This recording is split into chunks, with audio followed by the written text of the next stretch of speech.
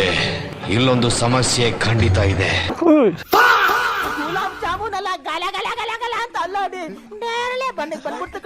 ಗಾಡಿ ಸೈಡ್ಗೆ ಹಾಕೋಣ. ಆಯ್ತು, ಓ ಆಯ್ತು, ಗಾಡಿ ಸೈಡ್ಗೆ ಹಾಕಿ. ಗಾಡಿ ಸೈಡ್ಗೆ ಹಾಕ್ರಿ, ಬೇರೆಯವ್ರಿಗೆ ತೊಂದರೆ ಆಗಲ್ವಾ? ಗಾಡಿ ಸೈಡ್ಗೆ ಹಾಕಿ ಫಸ್ಟು. ಬರೋಣ, ಆಯ್ತು, ಹೋಗ್ಲಿ, ನಡೆಯೋಣ. ಗೋದೆ ಏನ್ರ ಆಯ್ತಾ?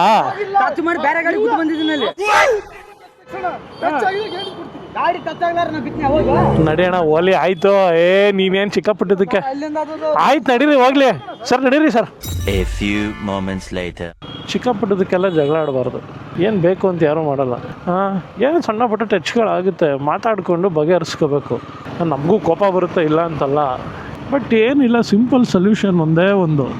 ಹೆಂಗೆ ಕಂಟ್ರೋಲ್ ಅಂದರೆ ಎದುರುಗಡೆ ಅವ್ರ ರಿಯಾಕ್ಷನ್ನು, ಎದುರುಗಡೆ ಅವ್ರು ಸಾರಿ ಕೇಳಿದ್ರ, ಇಲ್ಲ ಒಂದು ಸ್ಮೈಲ್ ಕೊಟ್ರ, ಮುಗೀತು ಅಷ್ಟೇ. ನಮ್ಮದು ಸ್ಮೈಲಲ್ಲೇ ಸಾರಿಲೇ ಮುಗ್ದೋಗುತ್ತೆ. ನೀವು ಒಳ್ಳೆ ಮೂಡಲ್ಲಿದ್ದರೆ ನೀವೇ ಒಂದು ಸ್ಮೈಲ್ ಕೊಟ್ಬಿಡಿ, ಆಗ ಅವ್ರು ಕೂಲ್ ಡೌನ್ ಆಗ್ತಾರೆ. ಸ್ಮೈಲ್ಗೆ ಸ್ಮೈಲು, ಫೈಟ್ಗೆ fight. So that's how it works. ನಮಗೆಲ್ಲ ಗೊತ್ತಾಗೋಯ್ತು. ಸೊ ಎಲ್ಲ ಸೇಫ್ಟಿಯಾಗಿ ಓಡಿಸಿ ಫ್ರೆಂಡ್ಸ್.